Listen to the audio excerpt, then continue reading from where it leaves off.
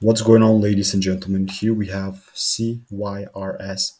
This is a Syros Pharmaceuticals, sitting a price of around 584.